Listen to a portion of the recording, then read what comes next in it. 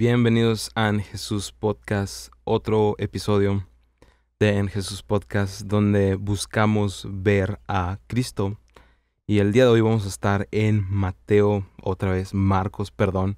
Siempre confundo, nomás miro la M y ya pienso que es Marcos, digo Mateo. Pero vamos a estar en Marcos capítulo 2 y vamos a estar leyendo todo el capítulo. Te prometo, aunque vamos a estar leyendo mucho, está muy interesante. Gracias a los patrons, rápidamente, gracias a los patrons por apoyar este ministerio, este podcast. Si tú quieres apoyar este podcast, ahí está Patreon, ahí está la información abajo. Y vamos a empezar a leer el capítulo de Marcos 2. Capítulo de Marcos 2, el Evangelio según Marcos. Y en el capítulo 2, y me encanta esta historia, porque nunca le había puesto atención, verdaderamente. Pero una vez que la leí detalladamente, me encantó lo que Jesús estaba hablando a través de esta historia. Y dice, Jesús sana a un paralítico. El texto que ponen ahí arribita, los títulos. Y dice, Jesús regresó a Capernaum varios días después. Enseguida corrió la voz de que había vuelto a casa.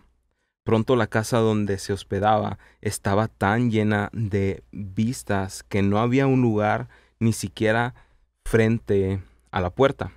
Mientras él les predicaba la palabra de Dios, llegaron 4 hombres cargando a un paralítico en camilla. Como no podían llevarlo hasta Jesús debido a la multitud, abrieron un agujero en el techo, encima de donde estaba Jesús. Luego bajaron al hombre en la camilla, justo delante de Jesús. Al ver la fe de ellos, Jesús le dijo al paralítico, Hijo mío, tus pecados son perdonados. Algunos de los maestros de la ley religiosa que estaban ahí sentados pensaron, ¿qué es lo que dice? Es una blasfemia, solo Dios puede perdonar pecados. Y ahorita vamos a continuar leyendo, pero increíble lo que las maniobras mentales que se aventaban estos líderes religiosos con tal de no creer que Jesús era Dios, ¿no?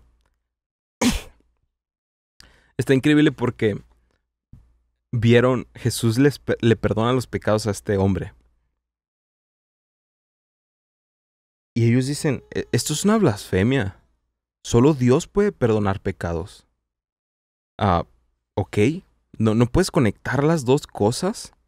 Le digo a los maestros religiosos, ¿no?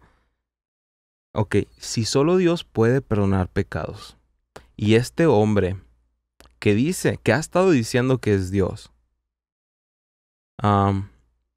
y está haciendo milagros, y le perdonó los pecados a este hombre, conecta las dos cosas. Si solo Dios puede perdonar pecados, y luego este hombre perdona pecados, eso significa que Jesús es Dios. Él es Dios. Increíble, ¿no? Que no. Dijeron, no. O sea, se enojaron. Solo, hey, ¿qué está haciendo? Eso es una blasfemia. Solo Dios puede perdonar pecados. El 8 dice, en ese mismo instante, Jesús supo lo que estaban pensando. Así que les preguntó, ¿por qué cuestionan eso en su corazón? ¿Qué es más fácil decirle al paralítico, tus pecados son perdonados, o ponte de pie, toma tu camilla y camina?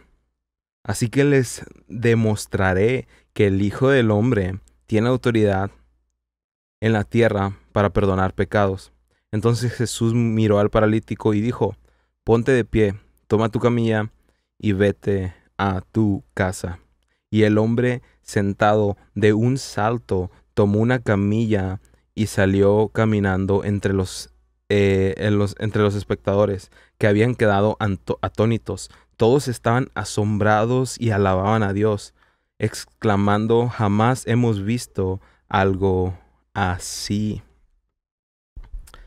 Ahora yo me pregunto, si tú miras un milagro, una persona necesitada, con necesidad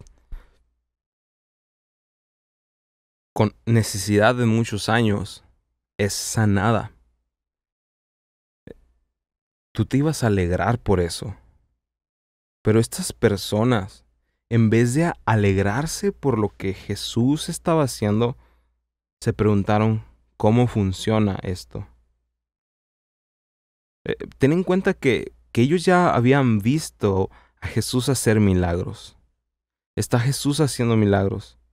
Y lo único que pueden hacer ellos es cuestionarse cómo está funcionando esto.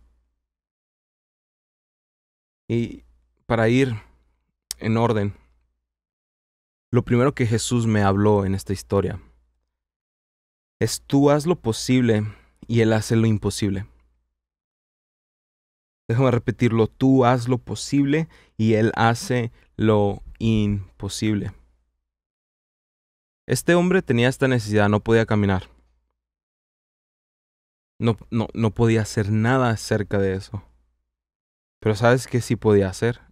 Acercarse, físicamente acercarse a Jesús, literalmente acercarse a Jesús. Él hizo lo posible, se acercó a Jesús y Jesús hizo lo imposible y lo sanó. Entonces, eso es algo que yo he tenido mucho en mente. Hey, yo estoy haciendo lo posible. Lo imposible se lo encargo a Él. Se lo dejo a Él. Oye, yo no me voy a estresar, yo no voy a tener miedo, porque yo voy a hacer todo lo posible y Él se va a encargar de lo imposible. Es un consejo que te doy hoy en día, hoy mismo, el día de hoy. Tú enfócate en hacer lo posible. A lo mejor tú no tienes la mejor situación económica. Tú haz lo posible. ¿Por qué te preocupas? Si de verdad crees en un Dios todopoderoso y que ese Dios es tu Padre, que ese Dios te amó tanto, que se hizo humano, Dios estando en el cielo, imagínate, sentado en su trono, donde miles y miles y billones, trillones de ángeles le cantan: Santo, Santo, Santo, el Cordero de Dios.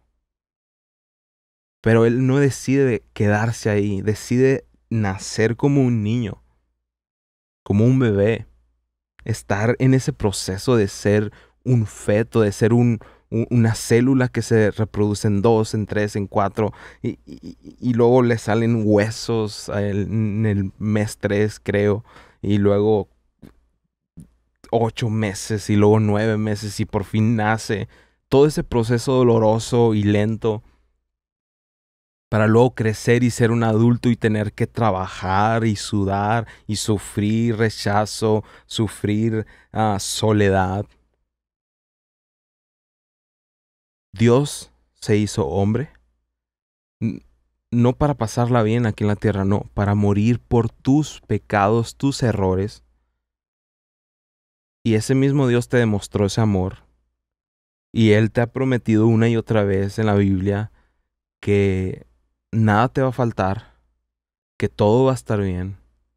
Entonces, ¿por qué vives estresado? A eso va este consejo. Tú haz lo posible, tú haz lo que Dios te ha dado. A lo mejor tienes inteligencia, a lo mejor tienes tanta fuerza, a lo mejor tienes este trabajo, a lo mejor tienes tanto dinero. No es mucho, pero tienes poquito. Tú haz lo posible y Él hace lo imposible. No te estreses. Déjame decírtelo de esta forma: no tengas fe con todas tus fuerzas. Actúa con todas tus fuerzas. Actúa en fe con todas tus fuerzas. ¿Cuál es la diferencia? Lo vuelvo a repetir: no tengas fe con todas tus fuerzas. Actúa en fe con todas tus fuerzas. No sé cómo te lo explico. Yo puedo decir, yo tengo fe que ahí en el centro de la ciudad, no sé en qué ciudad vivas, pero casi siempre en el centro de la ciudad hay mucha necesidad.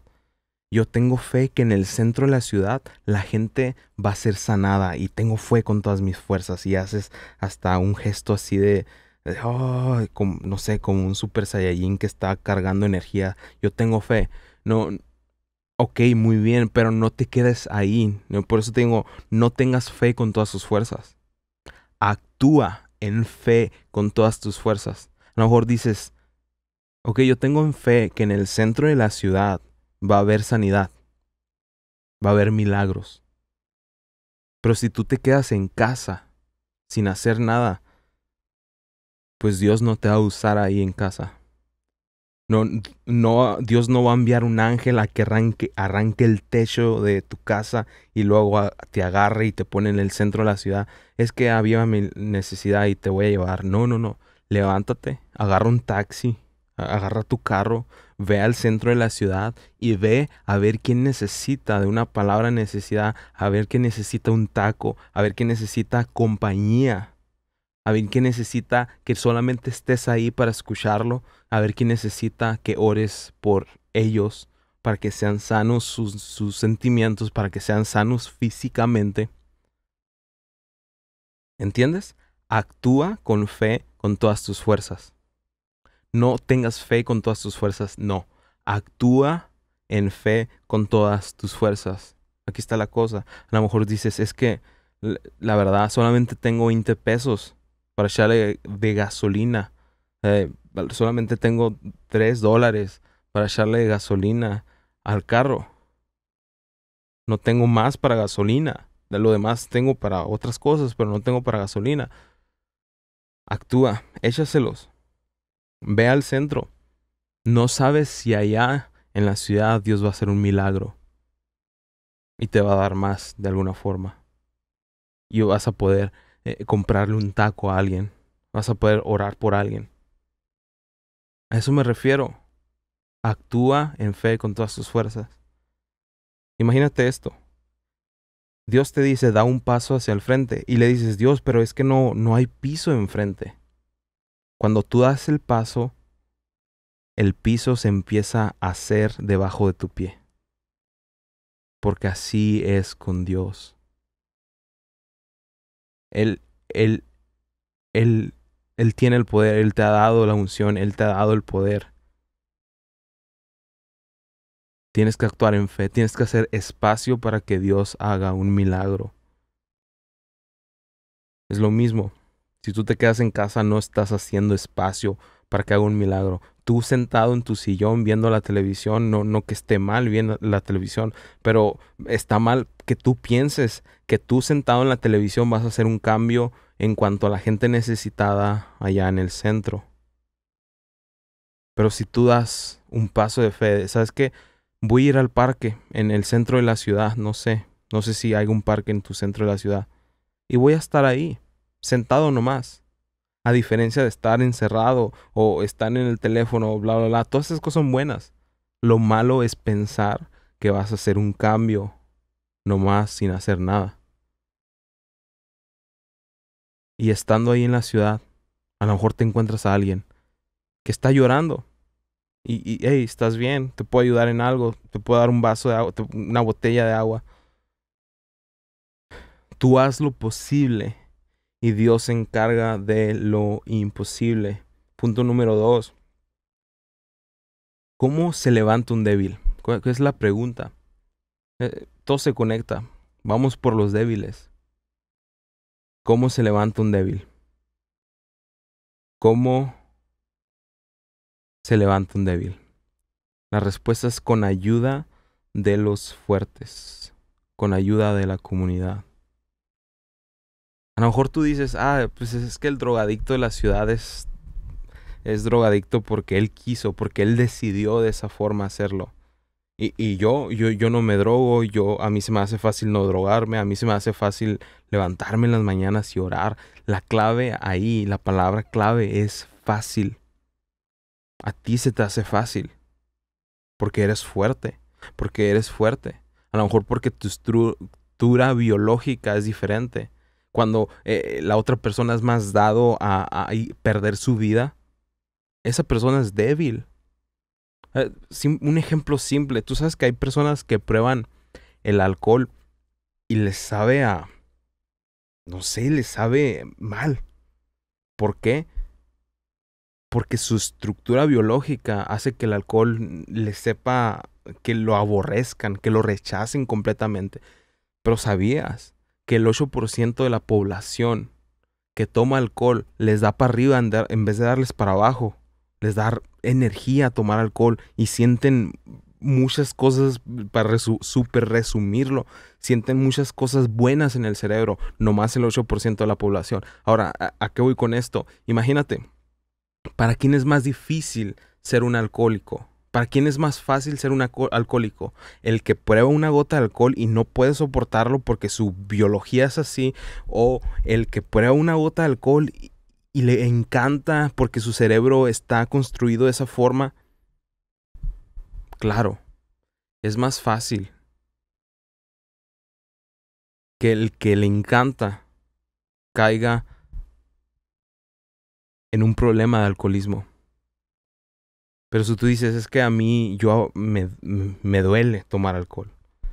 Claro que para ti es más fácil alejarte de la perdición, del alcoholismo, de todo ese tipo de problemas. Porque tu estructura biológica, tú eres fuerte. Y tú estás puesto ahí por Dios, no para criticar al que cayó, sino para levantarlo. ¿Recuerdas la historia que estamos leyendo? Este hombre que no puede caminar está en una situación de debilidad y, y se acerca a Jesús y luego sucede un milagro y ahora puede caminar. ¿Pero se fue arrastrando? No. Sus 4 amigos lo levantaron, dice, en una camilla. Hicieron un hoyo en el techo y lo bajaron enfrente de Jesús. ¿A qué voy con esto? A lo mejor tú dices, es que esa persona que está perdida allá afuera destruyó su vida porque él decidió destruir su vida. Y él tiene que decidir levantar su vida, él tiene que decidir hacer algo con su vida. Eso que dices es tan ridículo como decir que este hombre que no puede caminar tenía que arrastrarse hasta Jesús, subirse al techo él solo, hacer un hoyo en el techo él solo y luego descender él solo con Jesús. No es su responsabilidad porque para él es imposible levantarse. Déjame decirte, cristiano, a lo mejor suena bien duro, el caído, el débil, aquel que a lo mejor tú juzgas porque está lleno de errores. No es su responsabilidad, es tu responsabilidad como fuerte. Porque a ti se te hace fácil levantarte en las mañanas a orar. A ti se te hace fácil ir los domingos a la iglesia. Es tu responsabilidad como fuerte ir por el débil. En vez de criticar al débil. No es su responsabilidad. ¿Qué dice la Biblia? Es mejor 2. Porque cuando uno se cae, el que está arriba levanta al que está abajo. No, cuando uno se cae, el que está abajo se levanta solo. No, no dice eso. Dice, el que está arriba levanta al caído. No es responsabilidad de ellos regresar. Es tu responsabilidad ir por ellos. ¿Quién fue por nosotros? Jesús fue por nosotros. Jesús estaba en el cielo, en el trono, mientras trillones y trillones de ángeles le cantaban santo, santo, santo. Pero Él descendió por amor a ir a salvarnos, a nosotros. ¿Cómo se levanta un débil? Con la ayuda de los fuertes, que es la comunidad, que es el cuerpo de Cristo. Tal vez dice, es que es diferente. Es diferente porque esta persona no podía caminar. Hay personas que a lo mejor sí pueden caminar, pero mentalmente no pueden avanzar. A lo mejor sufrieron traumas de la niñez. Tú sabes que un trauma que tú vives modifica tu ADN y eso se lo pasas a tus hijos. Tenemos que empezar a ver eso. Nosotros somos los fuertes, aquellos que pueden servir a Dios, que pueden ir a las iglesias.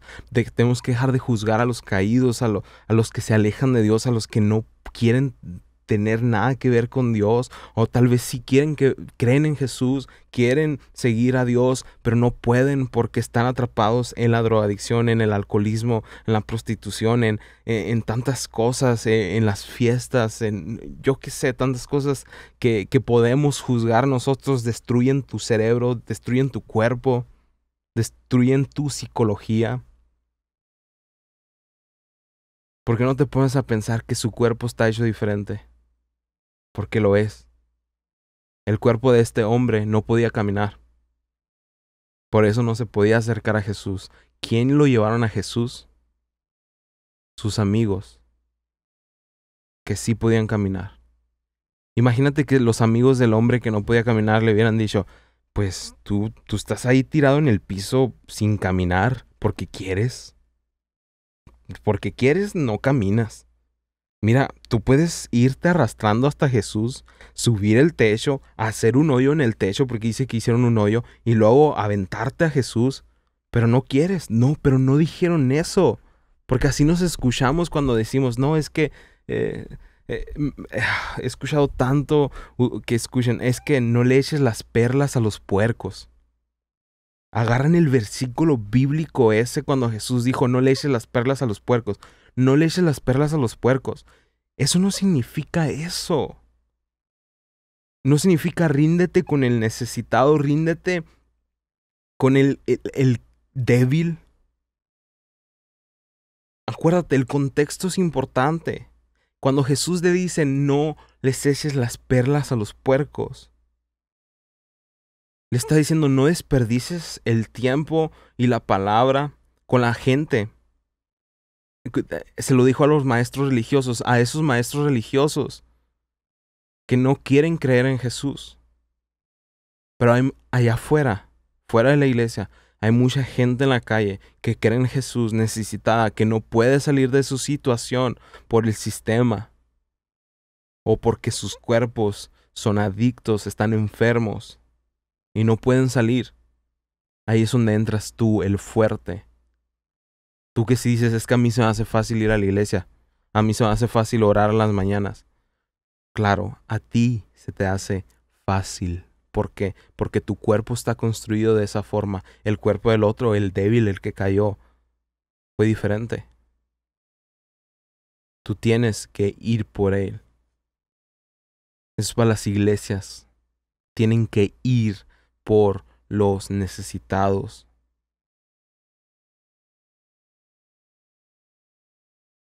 Somos diferentes. Y si Dios te dio las fuerzas, es para que vayas por el necesitado. ¿Cómo se levanta un débil? Con ayuda de los fuertes. A veces dices o decimos, a mí se me hace fácil, sí, porque Dios te hizo fuerte. Unos somos fuertes en unas cosas, otros somos fuertes, somos débiles en otras cosas. A veces un fuerte es fuerte en algo, pero es débil en otra cosa. A veces el débil es débil en algo, pero es fuerte en otra cosa y se ayudan entre ellos. Así debe funcionar porque somos un cuerpo. Te voy a dar un ejemplo. Mis manos son débiles, son fuertes para agarrar cosas y apretarlas. Pero mis manos son débiles para caminar. No están hechas para eso. No están hechas para caminar. Mis pies son débiles para agarrar algo. Yo no puedo agarrar cosas con los pies porque no están hechas para eso. Pero mis pies son fuertes para caminar.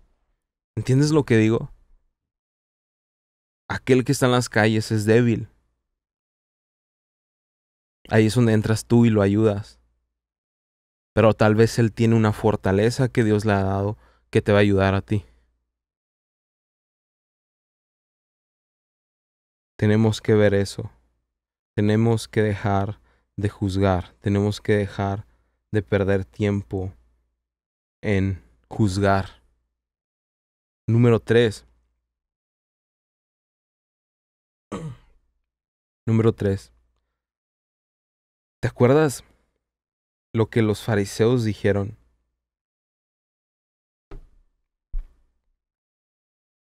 En vez de celebrar porque hay un milagro, Dios está salvando a gente. Jesús está salvando a gente, está sanando a gente. Ellos empezaron a cuestionar cómo funciona.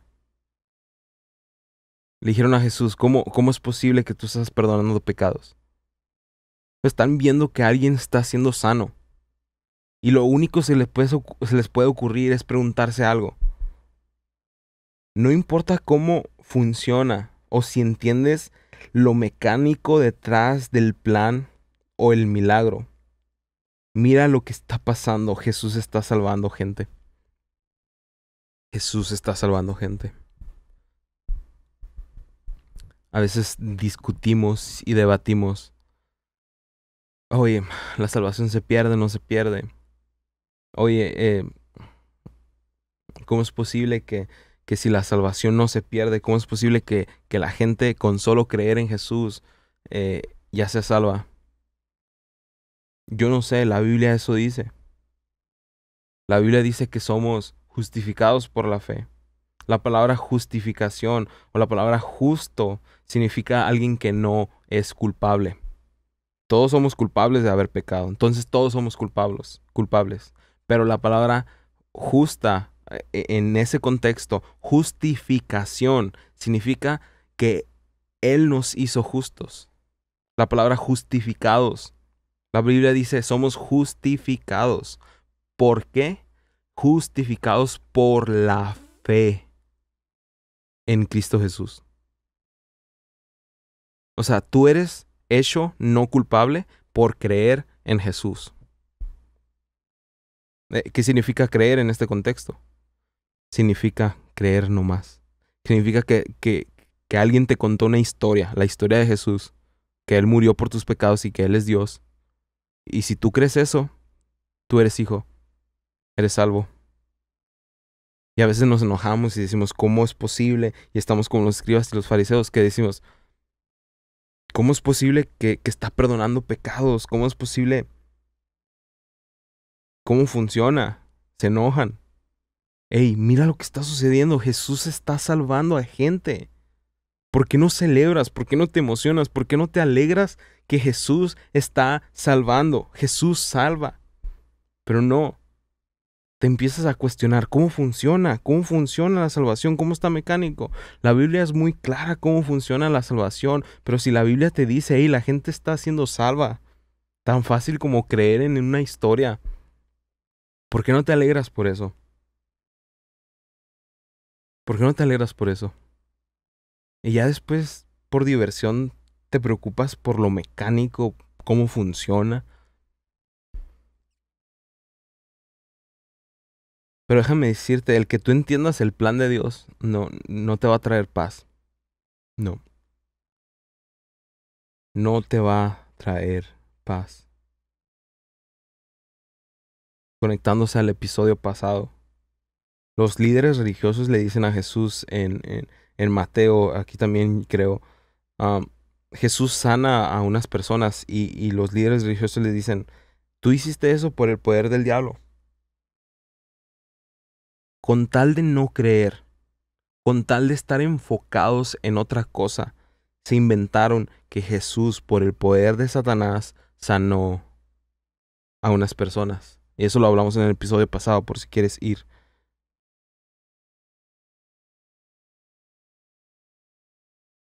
Con tal de no creer, es lo mismo. Con tal de no creer que la gente es salva, la gente está siendo salvada.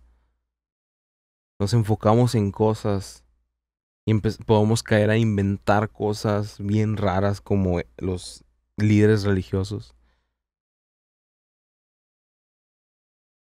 Y algo más que me gustaría hablarte.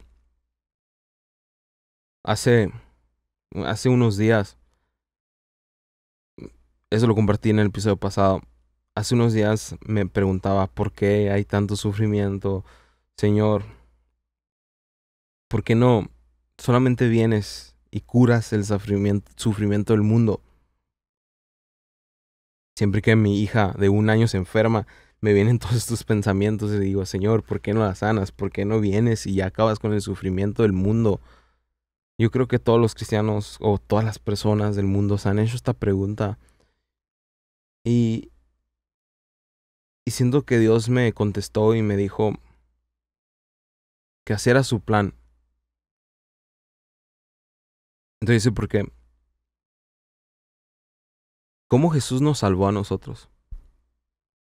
Muriendo por nuestros pecados, claro. A través de la cruz nos salvó. Salvó nuestras almas, nuestro espíritu. Pero te hago una pregunta, ¿Jesús descendió del cielo? Y luego dijo, crucifíquenme para morir por sus pecados. No, Jesús no descendió del cielo así. Jesús nació de una virgen. Jesús estuvo en el estómago de María. La salvación de nosotros, de nuestros pecados, fue lenta y dolorosa. ¿Sabes lo que voy?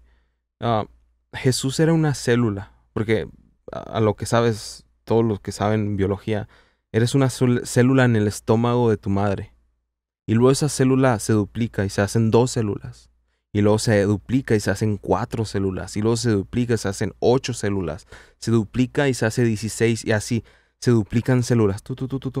Hasta que todas ese conjunto de células hacen la piel, hacen los órganos, el corazón, los pulmones, el hígado, los intestinos, todos los órganos.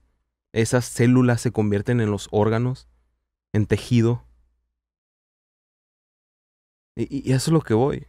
Jesús, no me había puesto a pensar en esto, pero Jesús fue una célula y luego fue un feto en el estómago de María. Y todavía faltaban años para que Jesús muriera en la cruz y pagara los pecados de la humanidad.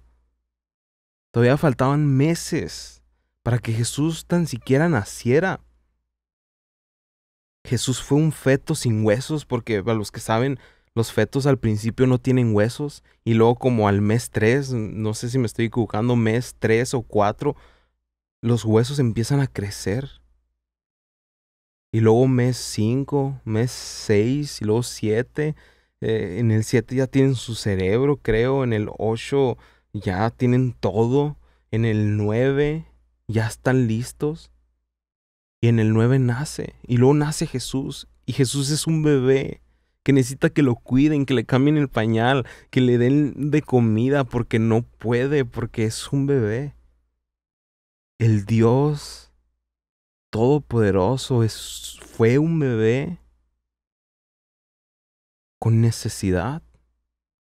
Y luego ese bebé crece, tiene 1 año, 2 años, es un niño, probablemente se tropezó, se cayó, tuvo que aprender a caminar. Y todavía faltaban muchos años para que fuera a la cruz y muriera por nuestros pecados. ¿Sí entiendes lo que estoy diciendo? La salvación de nuestros pecados fue lento y luego Jesús tenía 2 años y luego 3 años y luego 4 años y Jesús de 4 años no murió por nuestros pecados.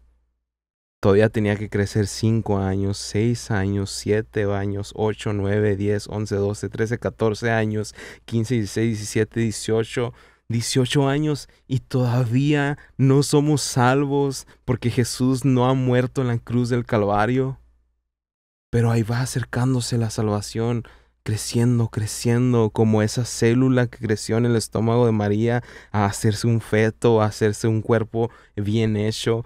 15, 16, 17, 18, 19, 20, 21, 22, 23, 24 años Jesús ya es un adulto, pero todavía no empieza su ministerio.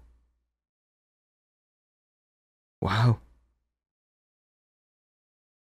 24, 25, 26, 27, 28, 29, 30. Y luego Jesús empieza su ministerio. va y ayuna 40 días, va y predica al mundo por 3 años. Y lentamente, pero por fin llega al aproximadamente 33 años. Y consumado es. Y muere en la cruz del Calvario. Y la salvación consumada es. Terminado. Ha sido terminado. Y Jesús salvó al mundo. Pero fue lento. Fue un proceso lento y doloroso. Y cuando yo le oraba a Dios, Dios, ¿por qué no vienes ya a traer esto, terminar un fin y terminar con el sufrimiento? Y siento que Dios me llevó a eso. Hey, la salvación de tu alma, el proceso para que yo te diera el Espíritu Santo fue lento y doloroso. Y por alguna razón, miras lo que estoy tratando de decir. Dios pudo haber descendido del cielo, transformándose de un humano de 33 años y luego morir en la cruz, pero no, Él decidió nacer, crecer lentamente en el estómago de María, luego crecer a 33 años y luego morir por nuestros pecados. Siento que Dios, mientras estaba orando, diciendo, quejándome, peleando con Él, diciéndole, Dios, ¿por qué no vienes ya? Siento que Dios me llevó a ese proceso de la salvación. Siento que me dijo, hey, pues esa salvación sigue en proceso.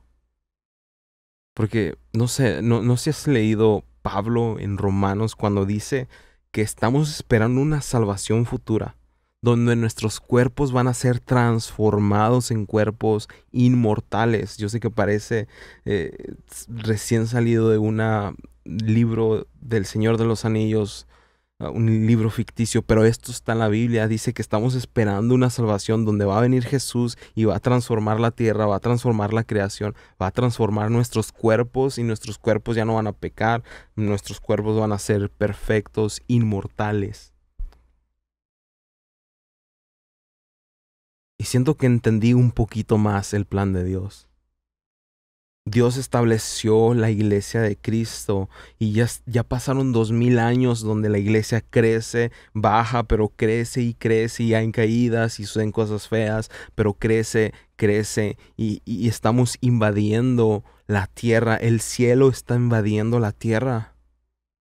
Lentamente, lenta y dolorosamente, como cuando Jesús era un feto, era una célula y fue creciendo lentamente y luego fue un niño y luego fue un adolescente y luego fue un adulto, pero todavía no tenía 33 años y luego por fin cumplió la edad para empezar su ministerio. Siento que así sigue. La iglesia de Cristo está creciendo lentamente, lentamente, lentamente y está invadiendo el cielo a la tierra. Como dijo Jesús, venga tu reino aquí en la tierra. Jesús dijo, el reino de los cielos ha llegado a la tierra. Él mismo se multiplicó porque ahora somos el cuerpo de Cristo. La iglesia de Cristo es el cuerpo de Cristo que está multiplicándose en la tierra y poco a poco estableciendo el reino de Dios aquí en la tierra, quitando el sufrimiento. Pero es un proceso lento y doloroso. Y siento que Dios me mostró poquito su plan. Pero te soy sincero, me trajo más preguntas. Mucho más preguntas. Y no me trajo tanta paz. No me trajo paz. Pero siento que Dios me dijo, hey, ¿sabes qué sí te va a traer paz? La revelación de mi plan no te va a traer paz. Porque es como si Dios abriera el telón y te mostrara una máquina increíble de cómo fue creado el universo y su plan perfecto. Y miras un montón de engranes y cables y botones y no entiendes nada, pero le echaste un vistazo a su plan. Pues no me trajo paz. Pero ¿sabes qué revelación sí me trajo paz? La revelación del Evangelio. La revelación de que hay un Dios todopoderoso que me amó tanto que se hizo hombre para morir por mis pecados y errores, para darme el título de hijo, para hacerme hijo, para que yo no viviera condenado. La revelación de que Él me ama y que estoy en sus manos y puedo estar tranquilo porque si Él ya demostró ese amor, tan amor por mí, de hacerse hombre, a morir por mis pecados, para darme, hacerme hijo. Esa es la única revelación que necesito para tener paz. Por eso te digo, la revelación de su plan no te va a traer paz. La revelación de que Él te ama, la revelación del Evangelio, la revelación de que Él se hizo hombre para morir por tus pecados, por amor. Créeme, esa revelación sí te va a traer paz. Siento que Dios me demostró poquito su plan. Y me preguntó, ¿te trajo paz? No, ¿verdad? Pero ¿sabes qué revelación que ya te di? Sí te va a traer paz. La revelación del Evangelio.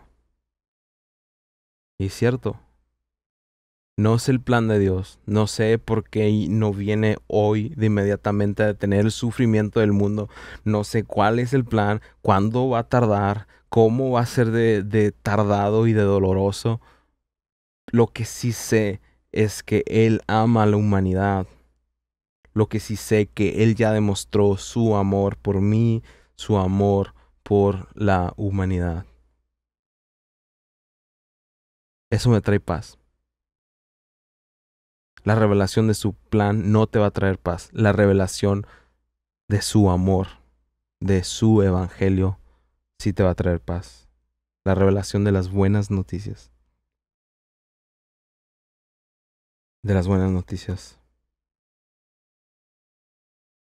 Ya para irme, el último punto, número 4. Los débiles se acercan a Jesús y se hacen fuertes en Jesús. Mateo 5:3 dice: Bienaventurados los pobres en espíritu, porque de ellos es el reino de los cielos. Y luego el siguiente dice: bienaventurados los que lloran, porque ellos serán saciados. Y luego el siguiente dice: bienaventurados los que tienen sed de justicia, porque ellos serán saciados. Está hablando pura gente débil. El evangelio es para débiles. El fuerte no mira el evangelio, no mira a Cristo, no mira a Jesús, porque él piensa que es fuerte. Él piensa que no necesita. Y si piensa que no necesita, pues no va a buscar a Dios. Los débiles se acercan a Jesús y se hacen fuertes en Jesús. No en tus propias fuerzas. Porque si tú eres fuerte en tus propias fuerzas, nunca vas a poder llegar a ser fuerte la fortaleza que Jesús te va a dar. Entiende eso. Los fuertes, nosotros que somos fuertes en Jesús, tenemos que ir por los débiles. Y cuando los débiles los acercamos nosotros a Jesús, como la historia que leímos, ahora esos débiles se hacen fuertes en Jesús y ahora ellos pueden ir por los débiles. Mateo 11:25, Jesús hace una oración y dice: gracias a Dios por esconder esta revelación de los que se creen inteligentes y sabios. La palabra clave ahí es se creen. Dice, y revelársela a los que son como niños. Nosotros somos como niños porque aceptamos que somos débiles. Un niño es débil y torpe. Un niño acepta que es débil y torpe, por eso pide ayuda a sus padres. El evangelio es para débiles. Tenemos que recordar eso. Porque lo hemos hecho de que no vengas a la iglesia si no eres fuerte. No vengas a la iglesia si no oras mucho y si no eres el más espiritual. Pero Jesús dijo: bienaventurados los pobres en espíritu. No está diciendo a la gente pobre, no. Está diciendo los pobres en espíritu. Pobre en espíritu, porque de ellos es el reino de los cielos. Bienaventurados los que reconocen que no son espirituales y necesitan de Dios, porque de ellos es el reino de los cielos. Pero aquellos que se creen fuertes y espirituales, aquellos van a decir, pues yo no necesito mucho de Jesús. Pero Jesús dijo, bienaventurados los pobres en espíritu, porque de ellos es el reino de los cielos. Porque los que son pobres y aceptan que son pobres espirituales, ellos dicen, ¿sabes qué? Yo necesito de Jesús y necesito mucho de Jesús. Entonces ellos se hacen fuertes en Jesús y no en sus propias fuerzas, no en el hecho de que pueden ir a la iglesia todos los domingos, no en el hecho de que pueden leer la Biblia todos los días, no en el hecho de que pueden levantarse temprano a orar, no en ese hecho. Se hacen fuertes en el hecho de que Jesús hizo todo por ellos en la cruz del Calvario. Bienaventurados los débiles. Recuerda, el Evangelio es para débiles. El Evangelio es para débiles.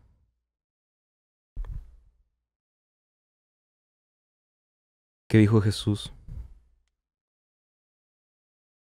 De hecho, si continúas leyendo, Jesús llama a Mateo. Mateo invita a Jesús y a otros personas que recaudan impuestos.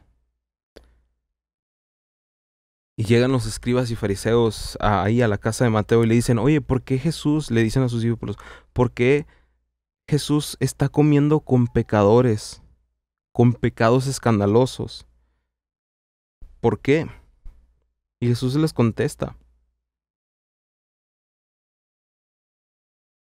la gente sana no necesita médico, los enfermos sí. No he venido a llamar a los que se creen justos, sino a los que saben que son pecadores. La iglesia es para pecadores. La iglesia es para gente enferma. Jesús lo dice y está muy claro. No he venido a llamar a los que se creen justos, porque no hay justo ninguno. Justos son aquellos que son justificados por la fe en Cristo Jesús. Dice Jesús, la gente sana no necesita médico. Si tú te crees sano, tú no necesitas de la iglesia. Los enfermos sí. Los enfermos sí necesitan médico.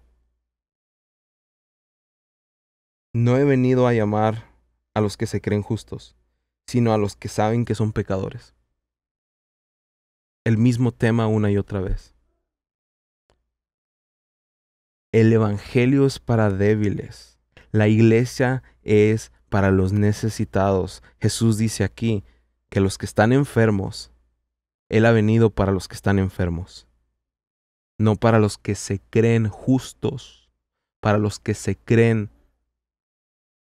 fuertes, sino para los que reconocen que son débiles y necesitan de un doctor, que es Jesús, el doctor de doctores, como lo has escuchado una y otra vez.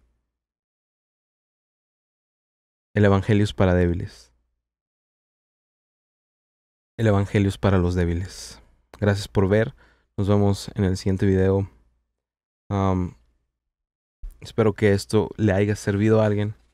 Recuerda, Jesús sigue siendo la esperanza. Jesús sigue siendo la esperanza. Él está contigo. Jesús sigue siendo la esperanza.